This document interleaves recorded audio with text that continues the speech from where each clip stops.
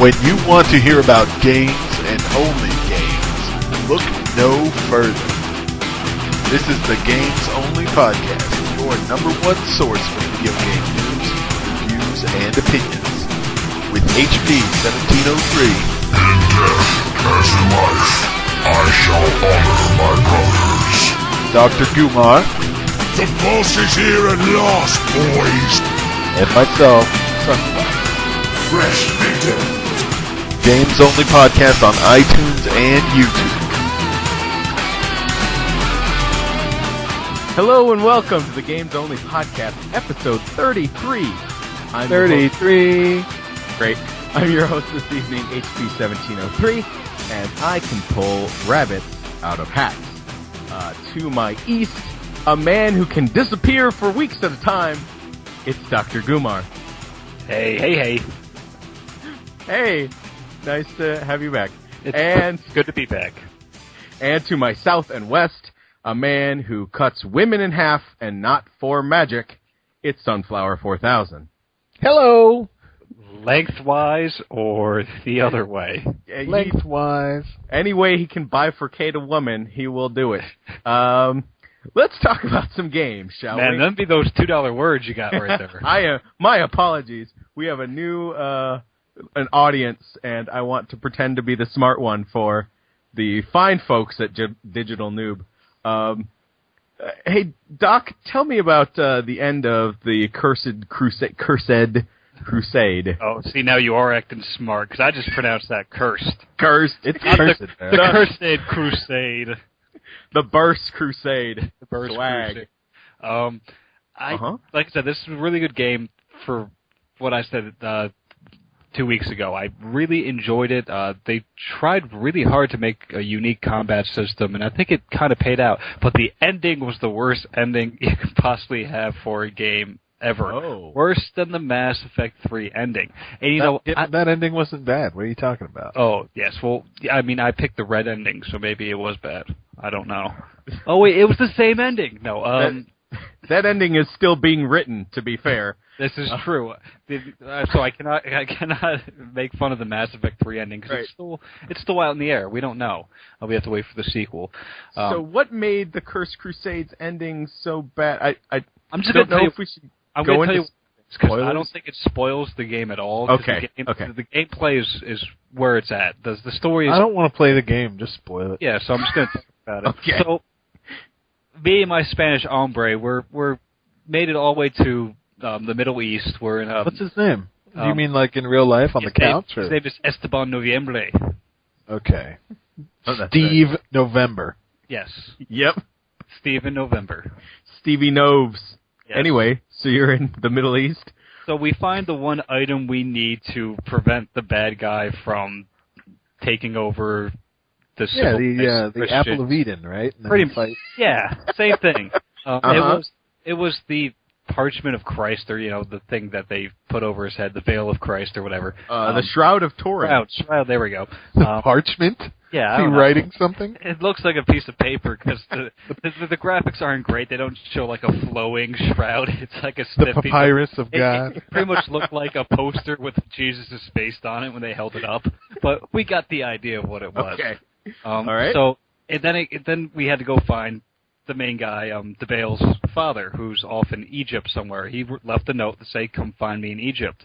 So it cuts to a scene of the father in Egypt. I'm like, okay, this is where we're going to go. And then the father runs into the bad guy. The bad guy says something, and then he transforms into his demonic form, and then the game ends. What? That was it. Okay. Well, there's two possible scenarios. Either, one, they ran out of time, or two, they ran out of money. I'm going with 2. You're going with 2? I'm going with 3. A sequel, and Yes. they wanted to... Yeah, the sequel was a possibility, but it's like a really bad cliffhanger. It's like a cliffhanger ending you would expect for like the episode before the season finale of a television show. Like, what happens next? Dun dun dun. Stay tuned for next week. That's pretty bad. That really is a shame. Yeah, the story wasn't the main highlight to this game. The gameplay got really good when you started leveling up your character. Like I buffed up armor. And what that does is it adds extra pieces onto my guy. So I had shoulder pads and then better gauntlets and like a football player. Yeah, just like a football player. I look big and beefy. And the nice thing is your health bar doesn't go down until all of your armor pieces get torn off. Or if the guy keeps attacking your legs, then if your leg pieces go off, he can hurt you there. But it's like an extra little buffer for your health bar. And like armor. It is, yeah, just like armor, actually. It is amazingly similar to armor. I don't know why. Oh, that might be why they called it that. It is armor. Shit, like literal armor.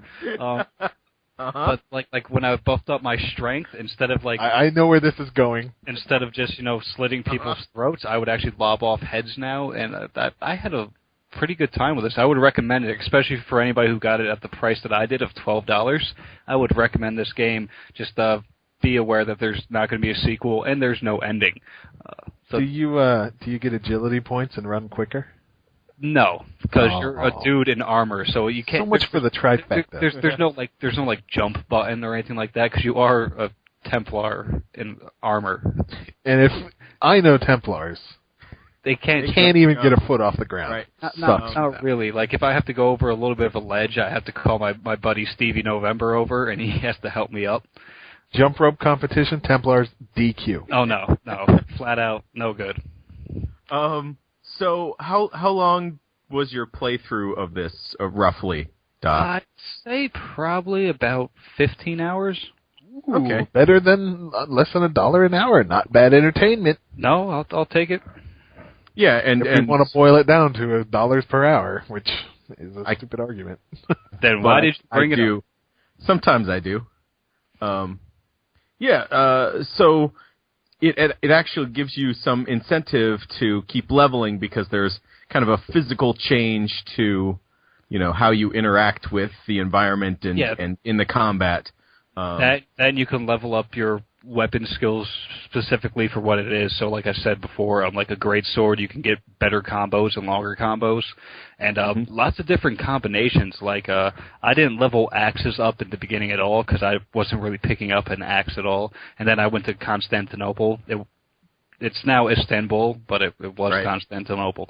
And they use axes there a lot, I guess, because that's the only thing that was dropping. So I had to quickly level that up. That way, it is a town full of woodcutters.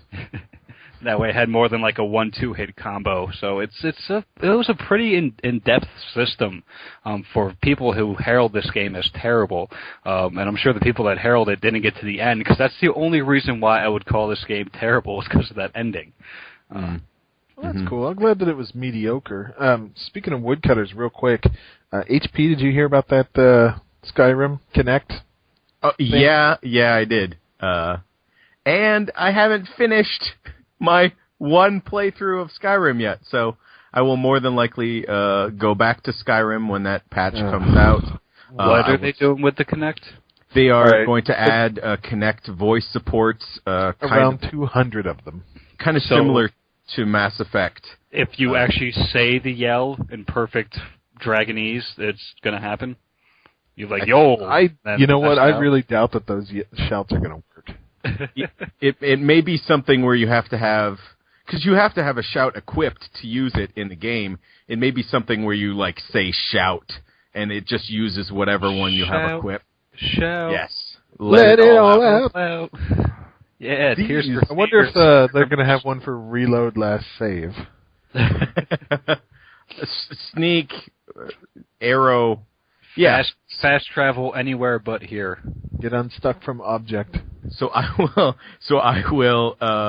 will test that out when that patch comes out, and I will probably finish my playthrough. I don't want you to play Skyrim anymore, man. That killed your year. It ruined it. It killed your year with how much I enjoyed it. It sure did. I mean, it didn't even make your Game of the Year list. I don't know why you... That's because it wasn't good enough to be on my Game of the Year list. Okie dokie. So, Doc, tell me about... So, I have been interested in Skullgirls, the downloadable fighting game, for quite a while. It's got an awesome art style, and... if you're a pervert. If you're a pervert, which I apparently am. Not quite as bad as the BlazBlue pervert art style, mind you. Right, it seemed to be a game that was really interested in teaching you how to play fighting games. Actually, I want to say it is, because I played through the tutorial, and it's not just like Street Fighter Cross Tekken had a decent tutorial, probably the best one since, in which it wasn't character-specific moves. They explained the system well, what normals are, what special moves, throw breaks and stuff. This goes ahead of that, because the first few lessons in the tutorial teaches you how to block. And yeah, that sounds kind of boring, just hold back, motherfucker, and you're gonna block. But like, it taught you how to. Can we get block. shirts with that on it? Just hold back, motherfucker, and you block. But it teaches you how to block mix-ups, like and specifically high-low mix-ups. It explains what a mix-up is. It's when a character, goes from high attacks to low attacks, jumping attacks, and vice versa, and how to look for these and block accordingly. It also taught you how to do mix-ups, to do chain combos. It explains the system quite well. Of all like a lot of that far fighting game terminologies that have been used since anybody that's played fighting games, but no game has actually went and explained to the people what it is and how it works. It's good that they do that for all the beginners out there, because most of the people picking up this game are probably going to be like 12 or 13 years old. So this is a good jumping on point for children. Yeah, it is. The only problem with the tutorial, though, is that they don't have any character-specific tutorials like a lot of the other like Capcom games do. So you won't really learn your character from like mission-based stuff like that. You actually have to go in and just play with the character and try things out. But just for basic fighting game terminology, technology, even more advanced stuff, it's a really well done tutorial. What's hurting the game is that it has a limited cast. There's only 8 characters so far. Ouch! Oh, okay. That's like Street Fighter 2: The World Warrior. It's a very small cast. It's actually a little bit bigger than I thought it was going to be, because last time I checked, they only had 6 characters. So well, then again, this is a cheap title, so yeah, it's a $15 Xbox Live arcade game and PSN. So it's you're not paying for a 60-man roster for $60. It is a little cheap, but the characters are varied. They're all quite different. And very specific, and they incorporate a lot of interesting things into the game that they take from other fighting games. Like you have the option of either playing as one character, or 2 characters, or 3 in a tag style for the 2 or the 3, in a type of ratio system that comes out of Capcom versus SNK 2, in which the more characters you have on the team, the weaker they are. But you also have more diversity, and you can call out assists and tag people in and stuff like that. Or you can do one really beefed up character, and it doesn't matter what you want to play against your opponent. You could pick one character, and they can have a roster of 3 characters you're fighting against. So it's a very unique element. For if you actually pick a team, you play Marvel vs. Capcom 3, so you have character assists for the people that aren't like fighting right away. You could call out an assist. Every character has 2 basic assists, and then you have the option to make a custom assist, meaning that any input you want for that character to do when they come out, they will do it. So it's going to come out, and when people start playing this and taking it seriously, they can do some wild stuff. Like even one of the basic assists for one of the characters, it's an overhead attack, meaning if they're ducking, they get hit in the head, so they can't block it if they're ducking. So if you do a low attack while they're doing an overhead, it's considered to be an unblockable attack if you're staying on the ground, because you go low, they go with an overhead. So there's a lot of weird mix-up things you can do with this system just based off of that custom assist. So I kind of enjoy what they're doing with it. Also, if the player with the most life, the time runs out, they win the round. And a lot of the times you're kind of guessing who has the most life if it's really close. This will actually say above the life bars who's in the lead, which I guess is kind of a necessity, because if you have one character and they have 3, they still want to try and balance it out. So that way they have 3 bars, but it's still in some type of ratio compared to yours. But it's nice because no fighting game has done that before. Everybody just kind of guesses, who's in the lead, who's winning, and it's kind of just guesswork. So they do a lot of really fun things. The art style is good. The controls feel fine. It's a basic 6 buttons, 3 punches, 3 kicks, and then you do a combination of those 6 buttons to call out and assist or to tag a character in. And the online feels pretty good. It uses a system called GGPO, which is has been used for kind of bootlegging fighting games from computer to computer until Capcom started using it with Street Fighter 3, the online edition, uses a GGPO system. But it's BlazBlue has also used it. BlazBlue uses it? Okay. So it's a pretty decent netcode. I played a few matches against my friend Snake from Chicago, and I didn't feel any lag. It felt really smooth. So as long as you have good connections with friends, it's going to work out well. I haven't played overall too much because it came out last night, well, during the day. But it's a pretty fun game so far for $15. So if you're a fan of fighting games, I would suggest picking it up. Have you noticed any unbalances in the characters? Not yet, but I haven't really divulged into all the characters yet. Sure. But they all seem really unique, all different styles of play. And with a roster of like 8 characters, it's really, really easy to balance. So if they had any decent amount of testing with this, which the guy who made the game is from the fighting game community, he is a big fan of fighting games.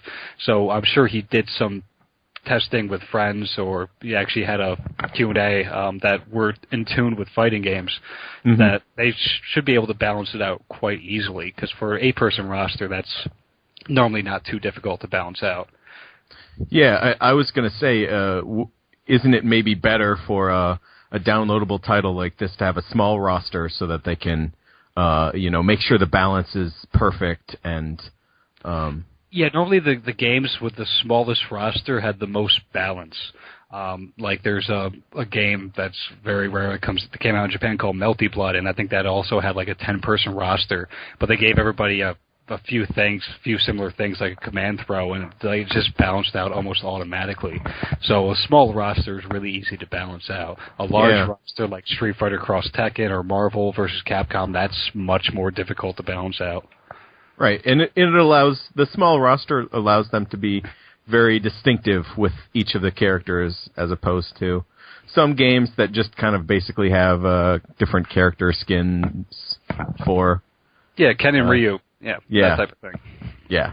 Well, good. Well, I look forward to hearing more about that maybe next week when there's a demo for it, since it is on Xbox Live and they require a demo. So I don't know if the tutorial is in the demo or not, but you should check it out if it is, because it does explain things quite well. And I need things explained. Yay! Why don't I jump into the demo that I did play this week?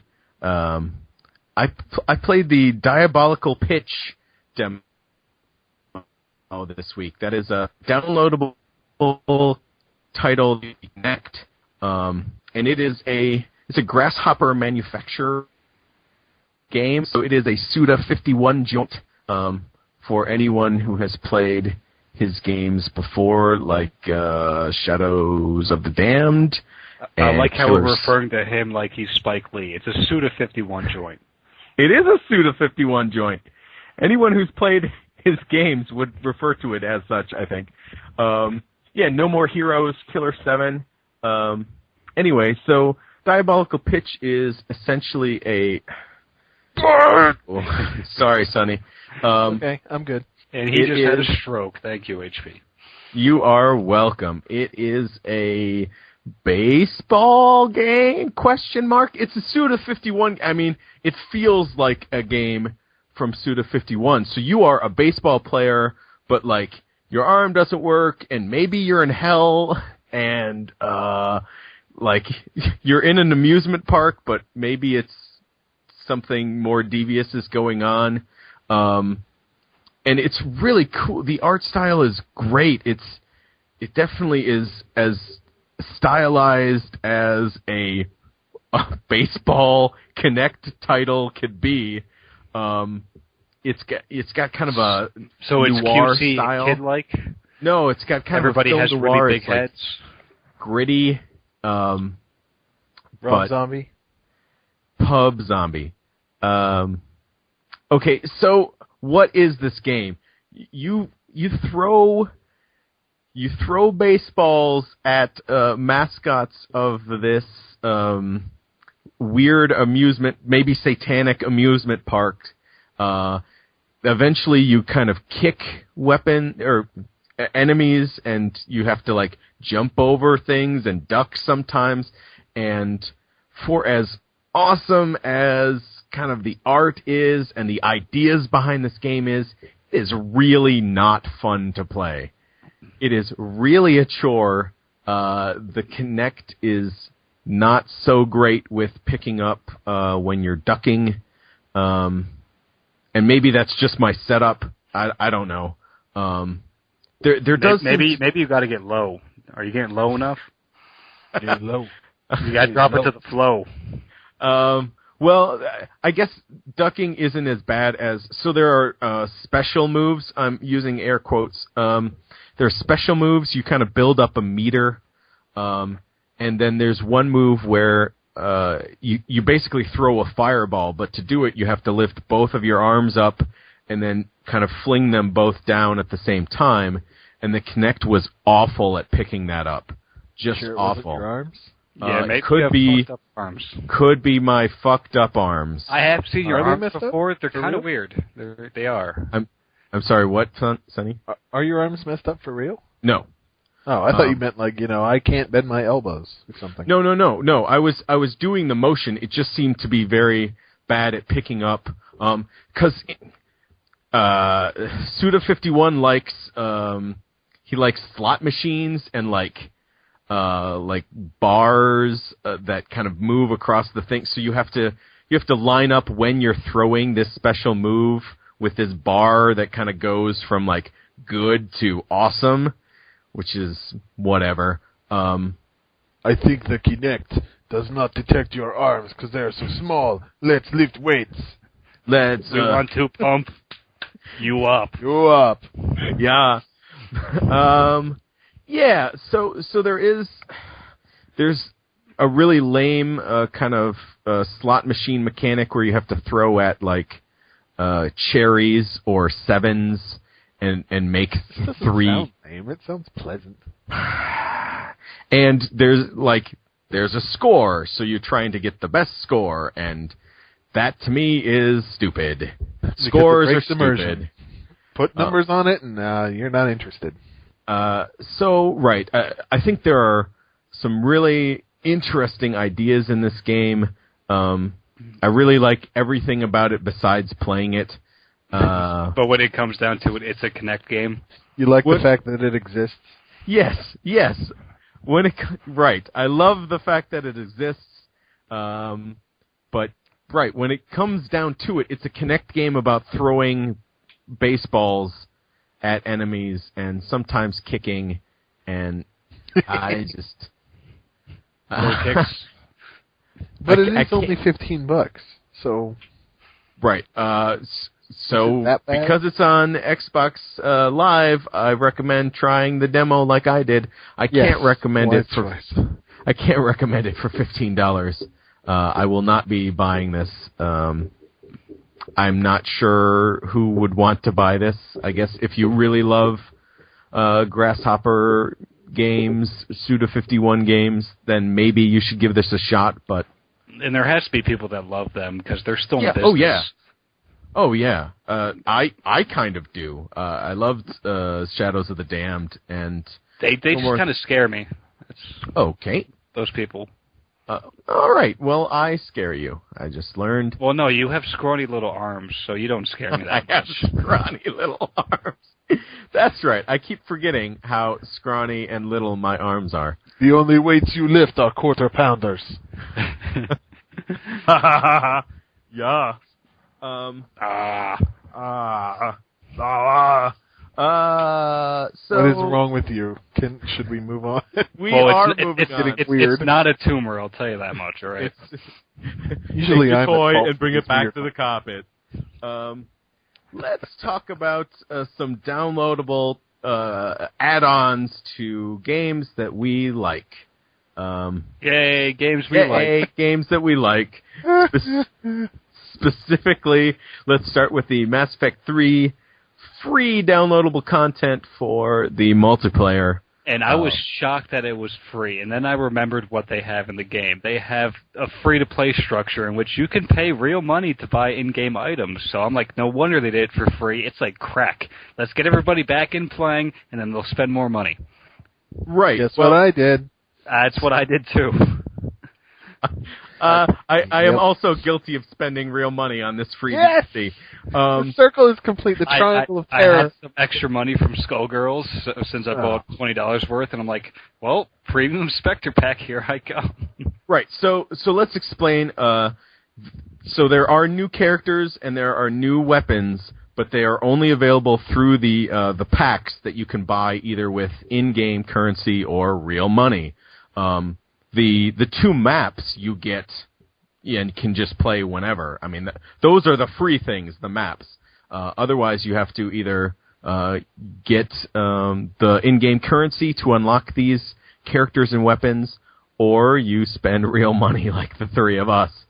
Hey, to be fair, we did play and spend in-game money as well. So. Oh yeah, we certainly did. And I honestly think that this model will work for them if they want to continue giving free DLC. They are probably going to get our actual money. Yeah, it's brilliant because they're going to be like, okay, it's free, let's go back into playing, and then they get hooked. Right. I mean, just look at it this way. What if they said, all right, we're releasing a map pack. It's $6, but we'll give you 2 free crates. You'd be like, no, I think I'll pass. But it's free. Yeah, I bought 2 crates. Fuck you. Pretty much. Right. That's pretty much it. It's a lot easier when it's an option for you and you don't feel so bad. And I don't know, it's been proven over the years on PCs that free-to-play works. It works really well. Works too. wonderfully. You are pulling in tons of profit from stuff that used to just be a maintenance fee. So all they need to start doing is like experience boosters, like League of Legends. Oh, they did that on Tales of Vesperia, man. You can get 5 levels for like $1. Yeah, like League of Legends does like 25% boost for like the next day if you spend like $2 or something like that. Yeah, and it's just so successful on PC. There's no reason it's not making its way to consoles, except the consoles are just like slower than hell for people to do anything in. It's really sad. And there's all these weird policies, like Microsoft won't allow a free-to-play game, so you have to charge something, and it's ripe for exploitations, and whoever does it right and whoever manages to do it first is going to roll in the money and rub it all over their genitals. Right, which is and EA right now. Right, I think this model works, and I think we are potentially going to see some other EA games do similar things. Yeah, I'm just waiting for it because our friend Chip, who hasn't bought Mass Effect 3, said he really wishes that it would be like $15 on the arcade, on Xbox Live Arcade, just for the multiplayer, and he'd buy it. So that would be an interesting idea to see just a standalone multi come out for it, and with this model or something similar. Yeah, that's what I think. It's possible. It is definitely possible because they are going to make all sorts of money back just by people buying those stupid crates. Yeah. So that's Mass Effect 3. If you own the game and you are playing the multiplayer, there is no reason to not download this DLC because it's free. Yeah, it's free. Here is, let's talk about another multiplayer game that we all enjoy that has DLC this week, or last week? Last week. It was last week. Some serious time into it this week. We finally played Gears of War 3, the Forces of Nature DLC. Forces of Nature, like that good movie with Sandra Bullock and Ben Affleck? Sandra Bullock and Ben Affleck are now playable characters. They look extremely large in their armor. Sandra Bullock plays a Lambent wretch. Yes, she does.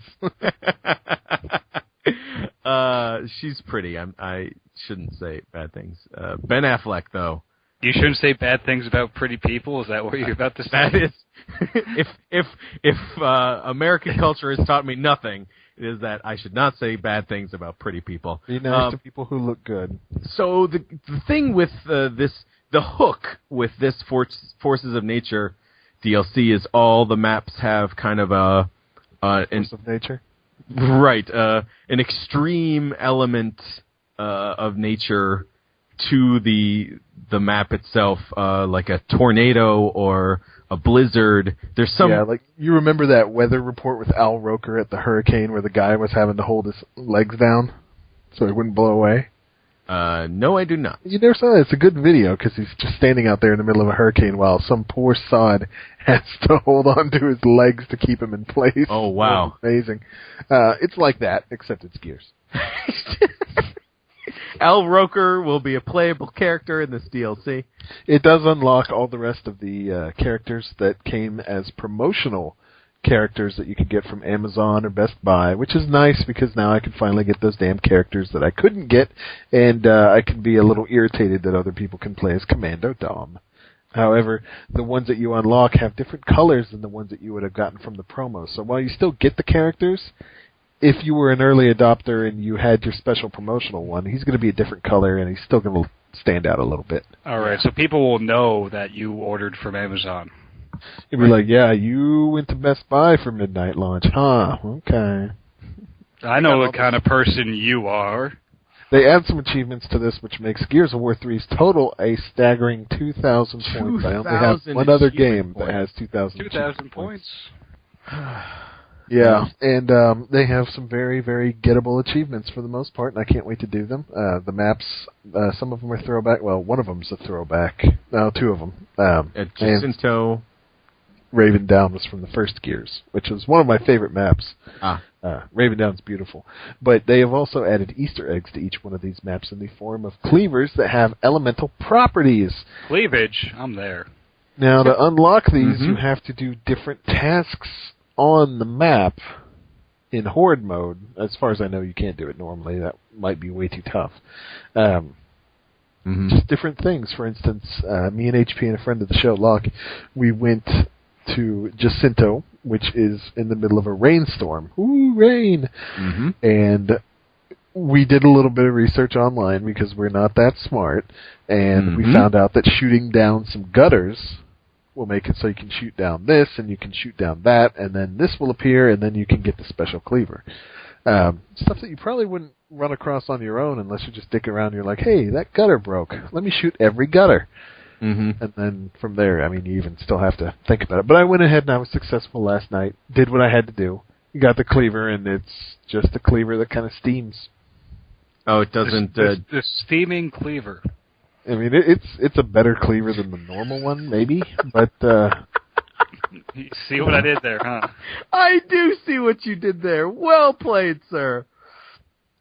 Sorry, Sonny. It doesn't do any elemental damage or anything? It just... It probably does. It's just the cleaver kills people anyway, so... Oh, right. Yeah. Hard to tell. Does it now... does it steam instead of spark if you drag it on the ground? I think it sparks and steams.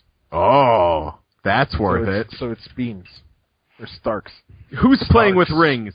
That was me dropping a quarter. Uh-huh. Who's playing with rings? Who's playing with rings? And not letting me play with rings.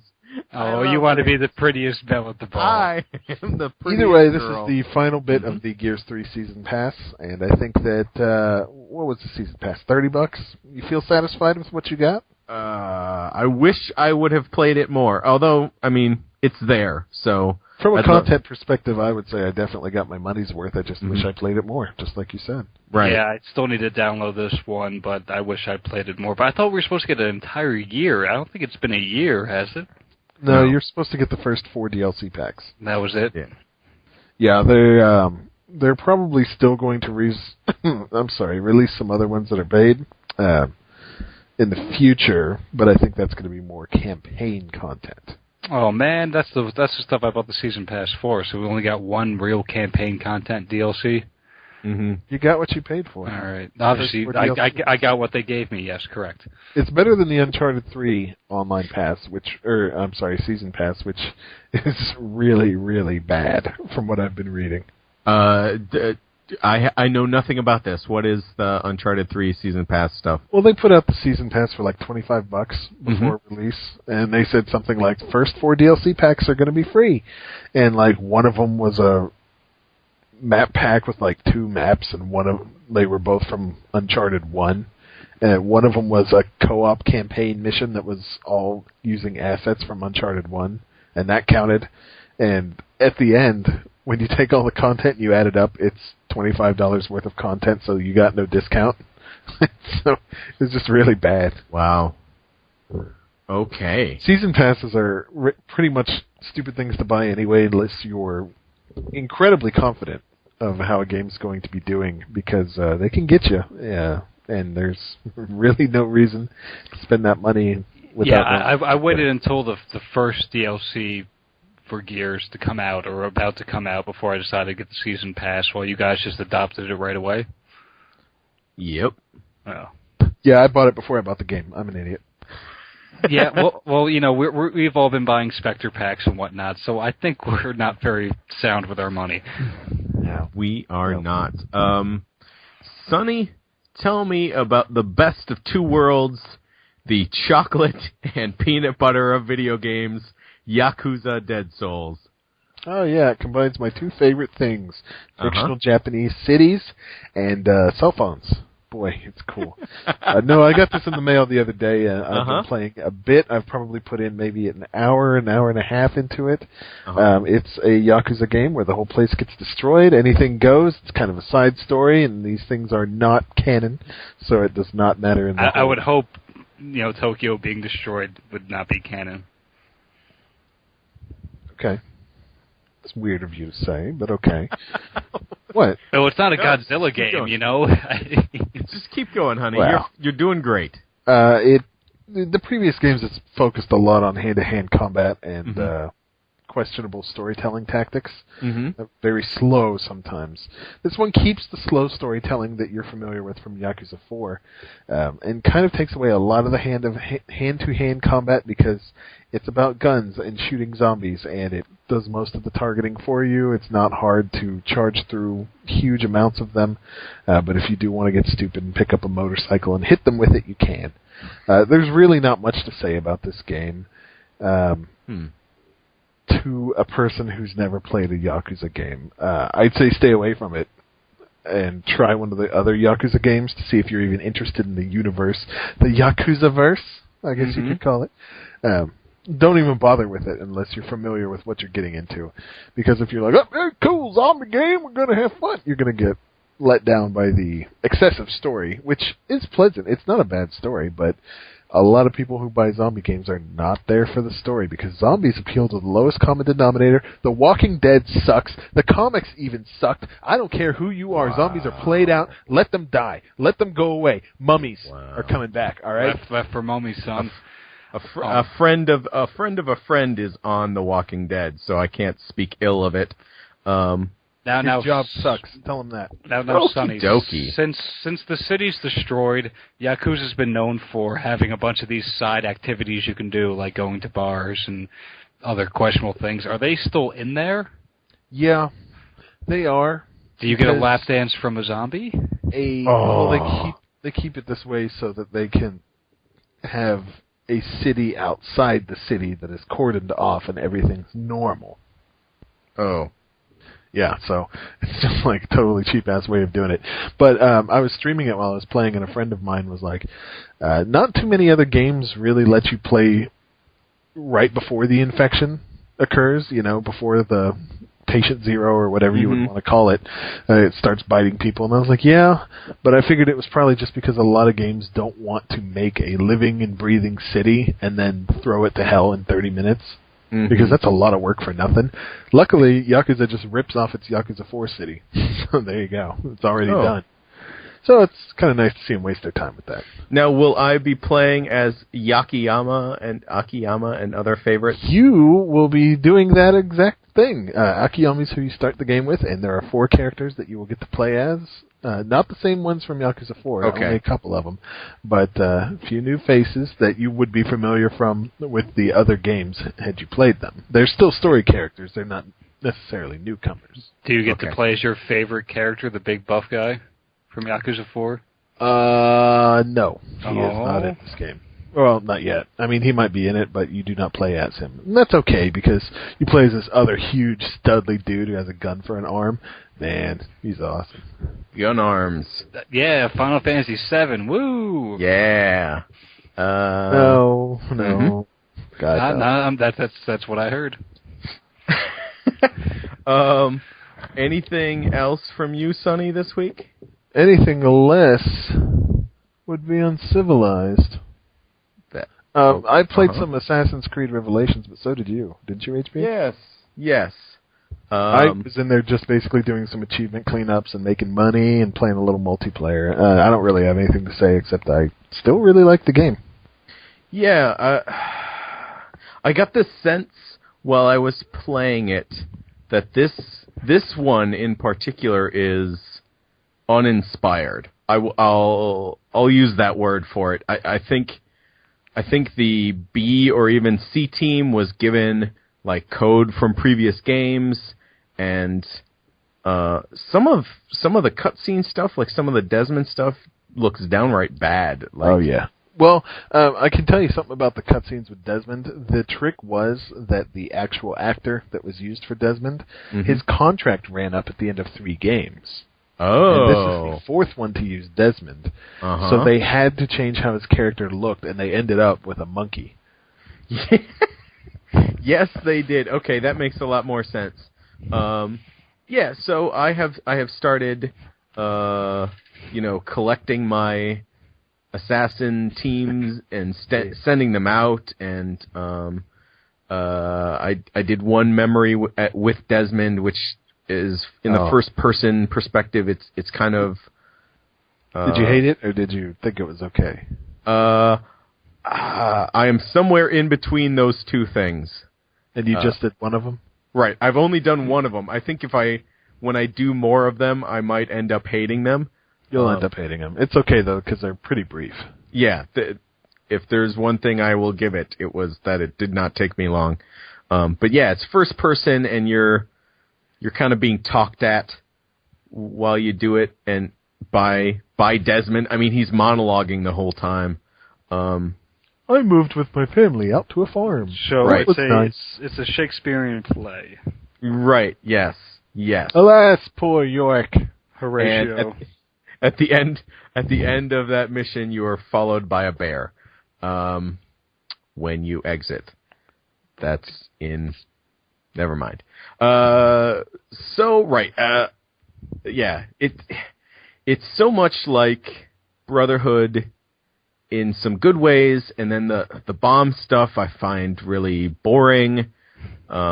It seems I will like, tell you this about the bombs. If you do take a little bit of time to get used to and throw them into your usual fighting, you can do a lot of really cool stuff, like especially soaking people with a blood bomb. They're like, what?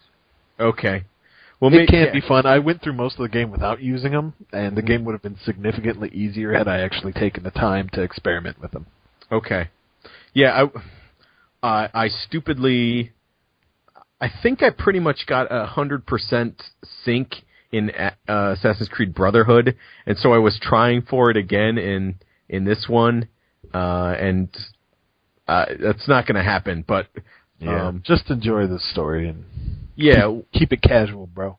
I did find one of the missions to be a lot easier when I started using bombs. It was like the first one after they teach you about bombs, and they put all these different like bomb making places all over the area you're in. So I'm like, okay, they obviously think that a bunch of miscreants would be setting that shit off all the time. Right. Like here is clearly an assassin bomb making thing in this Templar area. Let's just leave it for some dude to use.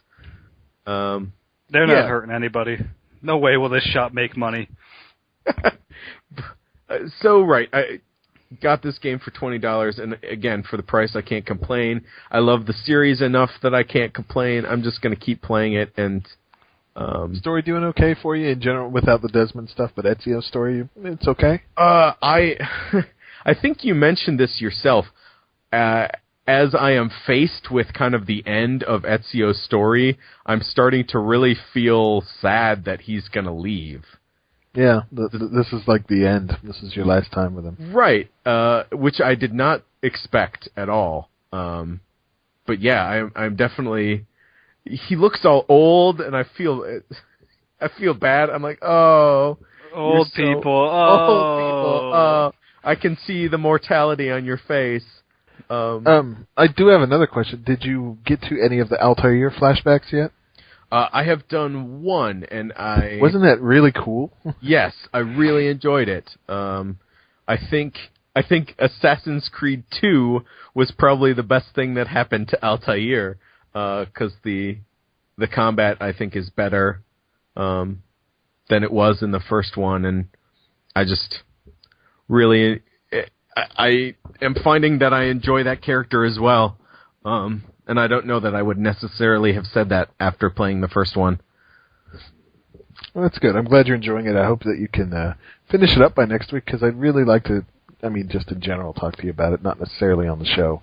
Yeah, I got a marathon these games. I have Assassin's Creed 2, Aspro, and Astrorev. I all need to play at once.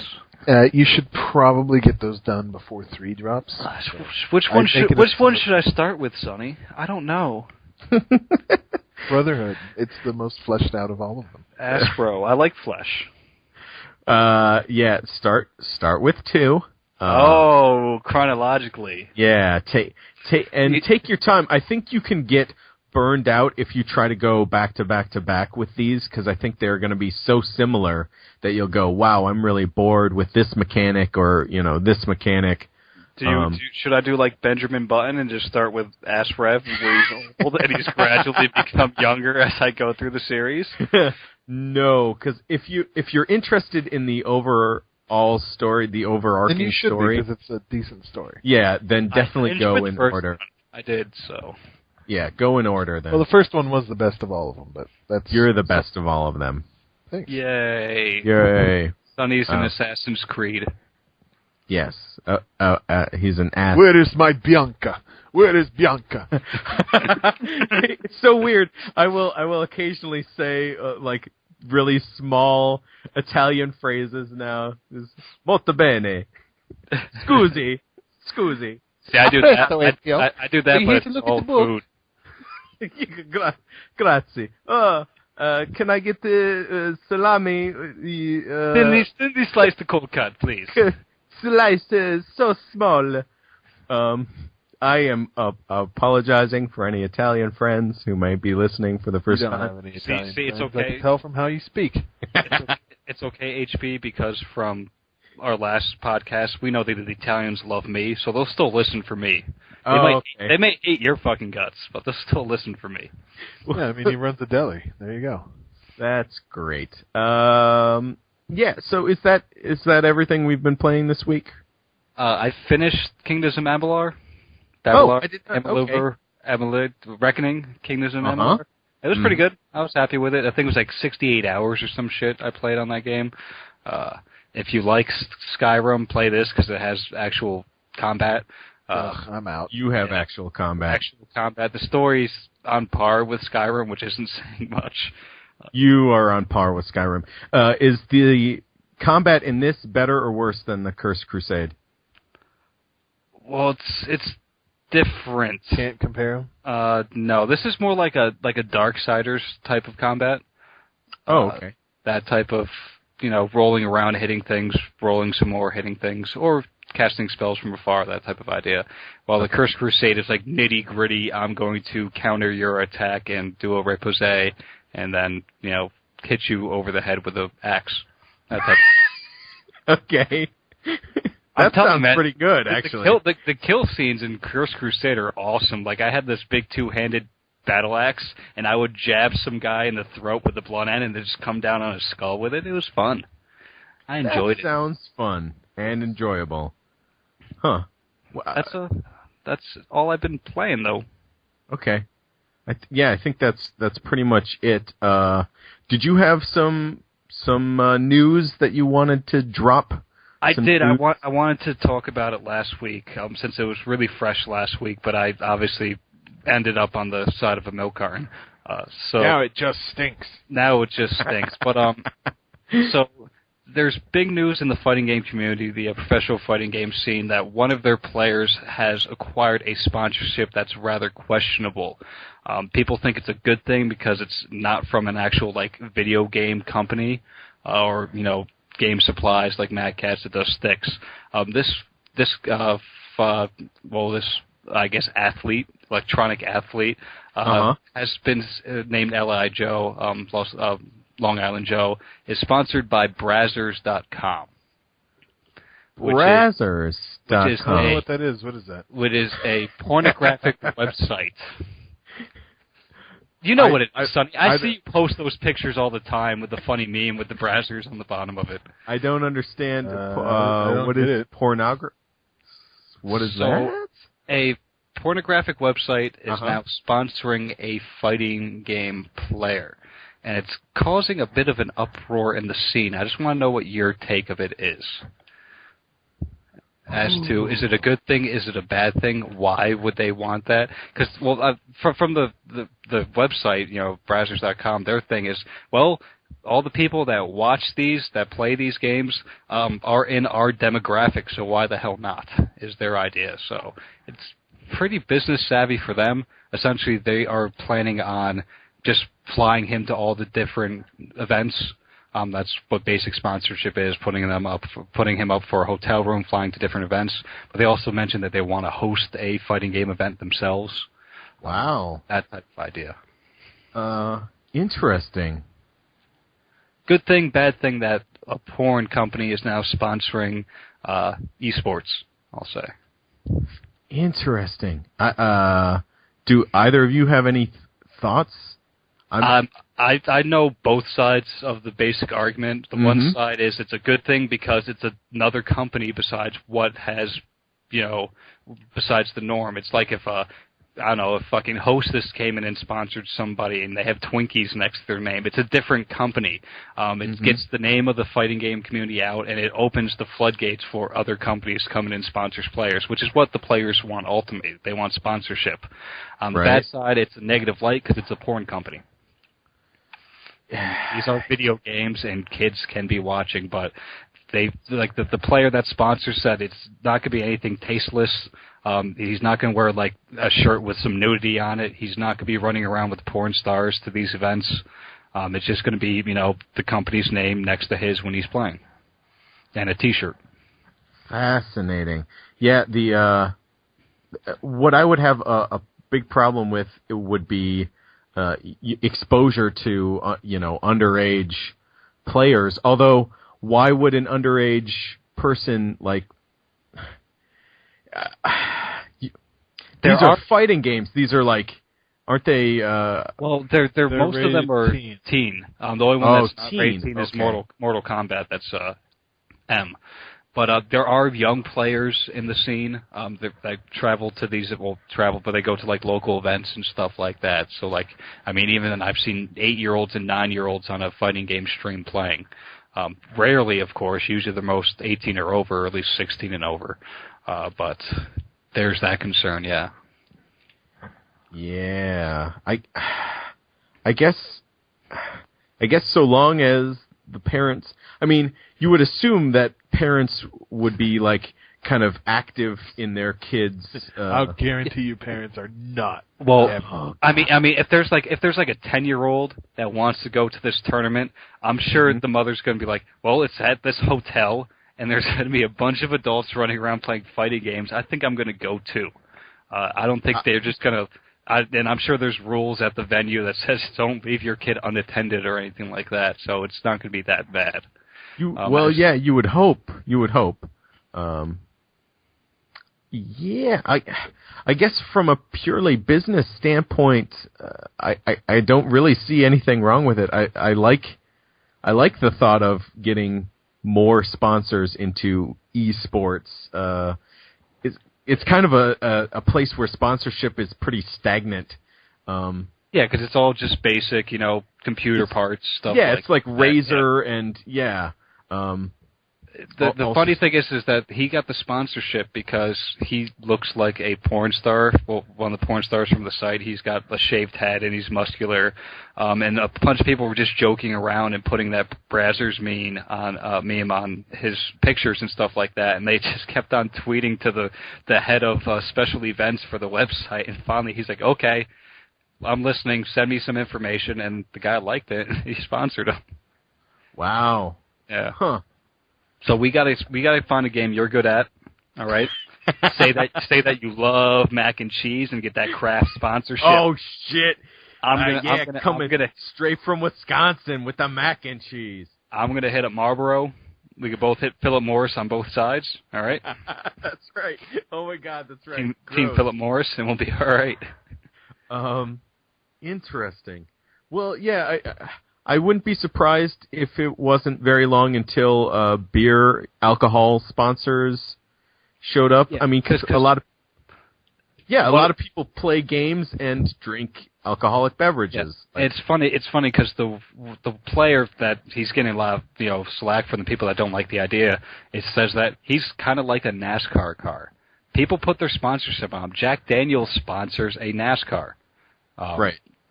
But they don't serve like free shots in the crowd or anything like that. The name is just out there. So if you want to investigate Jack Daniels, you'll investigate Jack Daniels, but they're not forcing anything down your throat. That's the idea he has. Unlike Brazzers. Hi-yo. Yeah. Ho, ho, ho, ho. Sonny, you're oddly quiet, and you probably don't have much of an opinion, but what do you think? I think it's just a stupid, well, not really stupid, but I think it's a sad attention grab to try to keep people interested in the community after the whole cross-assault fiasco. All right. That's just what I see from it. I mean, it's not really... they're not going to pay the bills. It's not a big thing. It's not as big as people want it to be. They think it's funny. I mean, sure, it is.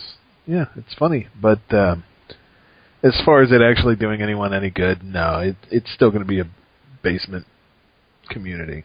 You know what I mean? It's grassroots. It's going to stay small. This isn't going to catapult them into something huge, and it's not going to. A sponsorship from them is probably not going to make it so that people don't have to work for the next 5 years, things like that. I just think that. A lot of people are trumpeting it as this huge thing, and it's not really, because they're going to discover that it's not really all that big of a community. I mean, it's large, don't get me wrong, but it's large because of the internet.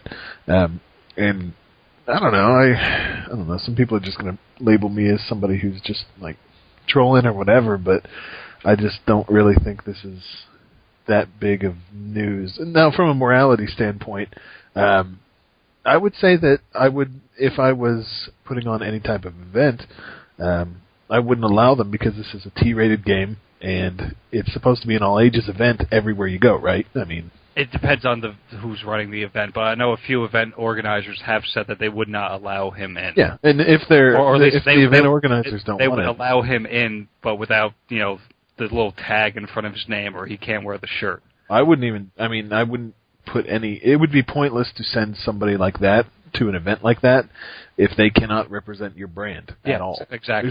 There's no reason for that. And if I'm running an all ages show, I'm going to cover my ass, and I'm not going to allow that because it's just like you don't see cool cigarettes in the latest Pinewood Derby for the Cub Scouts. You just don't do that. Yeah. Yes. I think it's within it's a commodity, like beer. It's not like one of the StarCraft leagues where everything's regulated, in which everything's underneath the same banner. It's just up to the event organizer as to what their rules are. Yeah, and if you screw it up, I mean, think about it. If you're an event organizer and you were to bring in a sponsor like that, and it somehow led to some situation where a minor was able to get to what would be, pornography, like adult website, in some way, someone who has a litigious parent could probably run your ass out of town pretty quick and take all your money. Right. I don't really like that argument, but I can see where you're going from. But I Do you still like not think it's I don't think the word Brazzers is going to force the child to go to the porn site. I see it. I Google it. That's all it takes. What the hell is that? Kids are smarter than you think, man. And a lot of them probably already know what it is. Yeah, exactly. It's not going to take long for a parent to put two and two together and be like, you know what? This is a scapegoat. We're going with this. You ruined my child's life. Something like that. Mm. I think that it's just bad for any kind of promoter, any organizer, to take that on at an all-ages show without being fully aware of, if you were to put on one sponsored by Budweiser and the kid's like, Budweiser? Yeah, I'll try it. I remember seeing their signs everywhere. It could just be dangerous. But then that's the same argument for a gas station that advertises cigarettes, But kids don't eat gas. Well, you know what I mean. It could be a convenience store where they could buy chocolate, Kids shouldn't be convenient. It's one thing to sell it. It's another one to represent it and have a sponsor for it. But they do represent with advertisements, though. It's like, oh, yeah. Well, I watch wrestling, and when wrestling did not have any kid-friendly rating issues going on, they had beer sponsors. People were drinking beer in the ring. It was a popular thing. Now it is a PG product, and they've removed those advertisers. They just simply will not play ball with them because it reflects negatively on their brand and what they're trying to do. So, along the same lines, what if the fighting game community says we want to embrace this more adult kind of sponsorship? We want Brazzers to host an event. We want that event to be for adults. They were talking about that, and it might run into a problem because Brazzers is a very, very large company, and right now Capcom is allowing all these people to host these tournaments because they're grassroots. Capcom could shut that down. They're all local, and they're wondering, Capcom's not allowing MLG to use their games, and Brazzers is a huge fucking company, so why would Capcom allow Brazzers to use their games for a tournament? Well, on top of that, it's like, Capcom doesn't have to play ball if they don't want, right? That's pretty much it. Do they want? Right. It boils down to, does Capcom want their brand associated with that brand? But then it's also to the point of, when do you actually own the game? I bought the game. Can I play it whenever the fuck I want, regardless of where I am, or can I no longer do it? It might even fall under the same rules as when you buy a DVD. It says it's for private use only. If you were to hold a giant viewing party, even though no one's going to come play Crackdown on you, or probably sporting legally events. can't do that. Yeah, they say. But those all have disclaimers, and these Capcom games do not. So it falls under. Well, I don't know. They stopped reading the instruction booklets. There's plenty of in the beginning legalese in that. In the beginning of a DVD, it explicitly says this is for blah blah blah blah blah FBI warning. Same thing in the beginning of every major NFL game. They say that you cannot review this without the explicit consent of the NFL. Well, I do know that a game publisher can shut down streams of anything, so I would imagine at least the worst case scenario, at the least, what they could do is make it so it's not televised, period. Yeah, it would have to be a private event. And that would really kill a lot of shit. That would kill any advertisement they could possibly have, so and you can even take porn out of the equation. Imagine that it's, Courvoisier wanting to sponsor somebody. Mm-hmm. Anything that's considered an adult vice or a gambling site like PokerStars or whatever the fuck. But I think Capcom would shut them down because they will not allow MLG to use their games, and so that's why MLG is using Mortal Kombat and King of Fighters as opposed to a Capcom game. So I'm thinking if any big company tries to use it, they may shut it down. Well, I wouldn't be surprised if so. And thanks a lot, L.I. Joe, for opening this can of worms. Yes. Right. One other thing that I've been doing this week, I have HBO Go. It is fucking amazing. Oh, nice. Go. This is the TV-only podcast starting up right now, episode 2. I'm just saying, if you have HBO, you have an Xbox, get HBO Go. If you don't have HBO, buy it and get HBO Go. No, because I have to have a cable plan as well. Yeah, that's because this is a really great service. Every HBO original series is I know, free man. I know, streaming, all access. You have access to all of their shows, Sopranos. all their know. movies they're playing that month, all their documentaries, all their comedy specials, all their sporting events. You even have a late night tab on there. Yeah, I do. If you're interested into softcore pornography on your Xbox, And I am. you can get that. But I'm waiting for HBO to finally find some way to break their contracts with all these cable providers and be like, you know what, we're going out. We're just say $10 on this box, and we're getting the money straight up. Oh, I and could do people away would with pay. Netflix and just go with HBO till I Yeah. watch everything. Yep. They would make money. They've got so I many think good series. I think cable companies have their hooks in HBO more than we realize. Yeah, I don't know. I think cable companies are facing some serious problems though lately. They're even turning to a la carte pricing. Oh wow. I would which like used to be unheard of. I want Fox and ESPN. That's it. No, something like Well, that. see, you're going to be paying the most cable subscribers around, if not more than $5 of their whole cable bill is due to ESPN. Wow.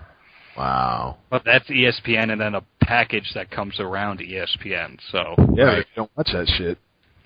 Why wouldn't you? There's darts and curling. yes, Um, ESPN the Ocho. There's midget tossing.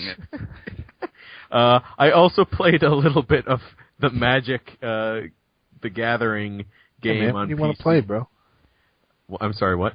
When do you want to play, bro? Yeah, man. We'll run a 3-headed monster. I will play when I understand how Magic works, and that is not yet. I You can have- explain what I know. I'm no expert, believe me. Okay, first you have to tap that shit. That's what you got to do. Thanks for tuning into the show, everybody. I'm Dr. Gumar. Yeah, I think we're done for this week. Thank you very much for listening. This has been episode 33.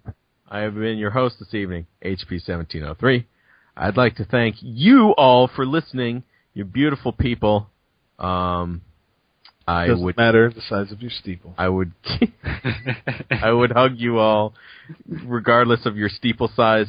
I'd like to thank my co-host, Dr. May Gumar. prevent a frontal hug. You might have to go in from behind, depending on the steeple size. Dr. Gumar, the back hugger. And I am proud to be a back hugger, and I'm proud to be on this podcast. Thank you for listening. and Sunflower 4000, the side hugger. I'm a front hugger. I'll stick my dick in your belly button. Ooh, and he's tall enough to do it. Oh. I'm just kidding, guys. That's gross. I hope everyone has a nice evening, and I hope you enjoyed the show. Thanks for listening. Hugs. Kisses? Cuddles. Belly button fucks. Cuddles, sickos.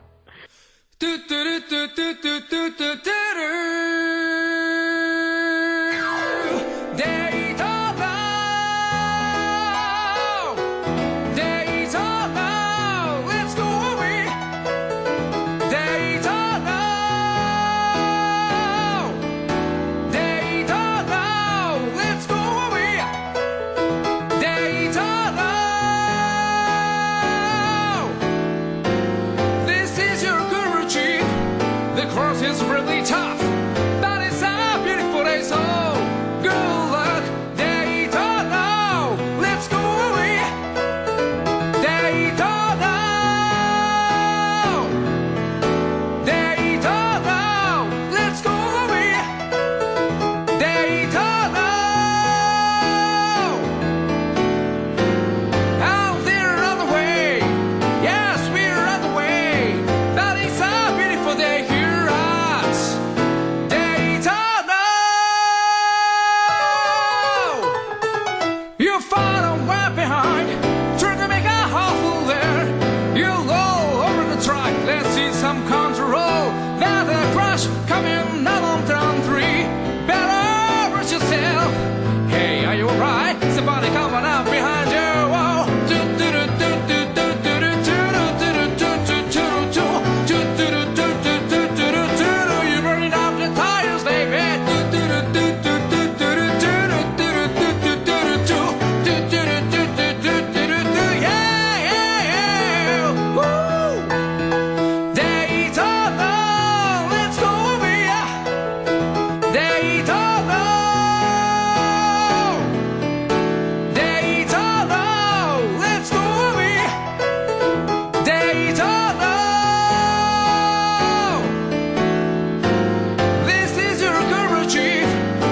cross is really tough, but it's